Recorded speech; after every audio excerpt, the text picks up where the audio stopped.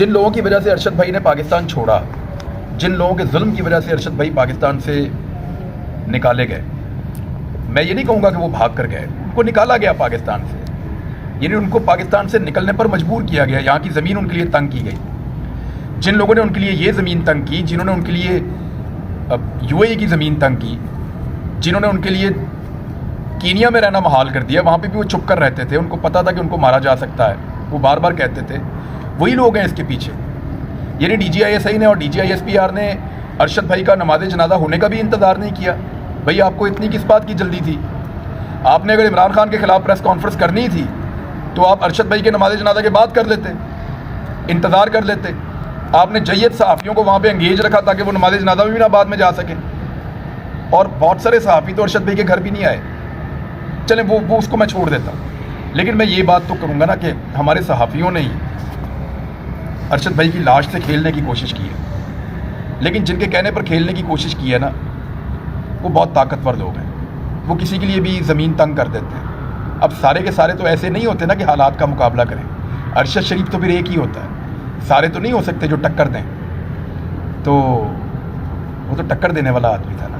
देखिए, अरशद भाई ने कोई ऐसी लाइन क्रॉस नहीं की जो क्रॉस नहीं होनी चाहिए थी। लाइन क्रॉस की उन्होंने जिन्होंने पाकिस्तान में रिजीम चेंज किया, उनको लाइन के अंदर वापस करता, फिर हम वैसा करने की कोशिश करते हैं। साहब, इस लड़ाई के अंदर किसी और ने कुछ खोया हो या ना खोया हो, हमने अपना सबसे बड़ा हीरा खो के ताल्लुक में मेरे दिल के अंदर रहता है वो। सोचें उन लोगों का जिनके साथ उसका सालों पुराना ताल्लुक था, या जिनके साथ उसने ज़िंदगी का एक हिस्सा गुजारा हुआ था, उनके बारे में सोचें उनके दिल पर क्या गुजरती होगी। मेरा तो सिर्फ 8-9 महीने का, 7-8 महीने का इतना ही ताल्लुक है ना, बाकी ज़िंदगी तक मैं इस ताल्लुक को निभाता रहूँगा। और क्या है, ज़िंदगी में तो ताल्लुक इतना ही रहा ना अरशद भाई के साथ मेरा, और मुझे याद रहेगा हमेशा। यानी मैंने बहुत सारे अपने दोस्तों को दफनाया है, रिश्तेदारोthem को दफनाया है,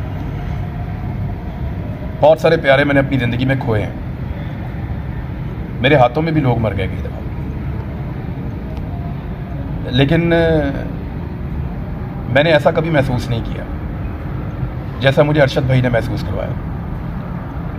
मुझे ये बेबसी कभी नहीं लगी। जंगल में पड़ा हुआ था यार, एक नफीस तरीन आदमी, हम सबसे अच्छे कपड़े पहनता था, पॉलिश वाले जूते पहनता था।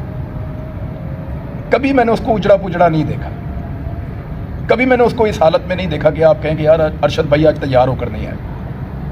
हम सबसे नफीस आदमी जंगल में पड़ा हुआ है। क्यों? मैं वही कहूँगा जो मेरे दिल में आएगा, मैं वही कहूँगा जो मुझे ठीक लगता है। तुम मेरी ज़ुबान को बंद नहीं कर सकते, तुम मेरी सोच को कैद नहीं कर सकते, तुम मेरे दिमाग पे कब्ज़ा नहीं कर सकते, तुम मेरे ऊपर रूल नहीं कर सकते। मैं ग़ुलाम नहीं हूँ। जंगल में पड़ा रहूँगा, बेबस पड़ा रहूँगा, एक ही शर्ट के अंदर बार बार वीलॉग्स करूँगा, हार नहीं मानूंगा, ग़ुलामी कबूल नहीं करूँगा। उसने नहीं की, वो आज़ाद गया था, वो आज़ाद वापस आया। मर कर देखो, इन सबको बोलो, मर कर देखो, तुम अरशद शरीफ की गर्द को भी नहीं पहुँच सकते। जो मुकाम अल्लाह ताला ने उसको दिया है ना, तुम सारों को मिलकर वो मुकाम नहीं मिल सकता। दुनिया के अंदर कोई एक सहाफ़ी दिखा दें जिसका ऐसा जनाजा हुआ। पाकिस्तान की बात नहीं कर रहा मैं, फैसल मस्जिद में कोई एक जनाजा मुझे बता दें जो ऐसा हुआ हो। कोई एक जनाजा बता दें जो ऐसा हुआ। सरकार भी खिलाफ थी, निज़ाम भी खिलाफ था, एस्टेब्लिशमेंट भी खिलाफ थी। देखो लोग कैसे टूट के आए हैं उसके जनाजे पे, हमसे कंट्रोल नहीं हो रहा था। ये है अरशद शरीफ। उसने कोई लाइन क्रॉस नहीं की, बल्कि जो लाइन क्रॉस कर रहे थे उनको वापस लाइन के अंदर लेकर आ रहा था कि ये तुम्हारी औकात है, ये तुम्हारी लाइन है, इस लाइन के पीछे खड़े हो जाओ चुप करके, जो तुम्हारा करने वाला काम है वो करो। वो सवाल पूछता था जो सवाल डिक्टेटरशिप में नहीं पूछे जा सकते। उसने मरने का तरीका भी बताया लोगों।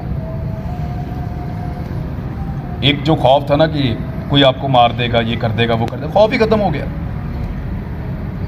मैं एक चीज़ जानता हूँ अरशद भाई के लिए, मुझे सिर्फ इतना कहना है आखिर में कि जियो तो ऐसे जियो ज़िंदगी को रश्क आए, जियो तो ऐसे जियो ज़िंदगी को रश्क आए, मरो तो मौत कहे ये कौन मर गया यारो। ऐसा था अरशद। जंगल में पड़ा हुआ था, गुलाम नहीं था। उसने तकलीफ़ बर्दाश्त की, मौत बर्दाश्त की, ग़ुलामी बर्दाश्त नहीं की। ये था अरशद शरीफ। ऐसे बन जाएंगे तो पाकिस्तान बच जाएगा। इस तरह के बेटे चाहिए इस मुल्क को, डट जाने वाले, सामना करने वाले, हिम्मत करने वाले। क्या हो गया, इनके पास हथियार है, मारेंगे, खाल उधेड़ देंगे। खाल हाजिर है जनाब, लेकिन ज़बान नहीं हाजिर। खाल हाजिर है, ज़बान हाजिर नहीं है। ज़बान वही कहेगी जो हमें ठीक लगता है। खाल के ऊपर आप जैसे मर्जी निशान बनाए अपनी इंटरटेनमेंट के लिए, कोई बात नहीं।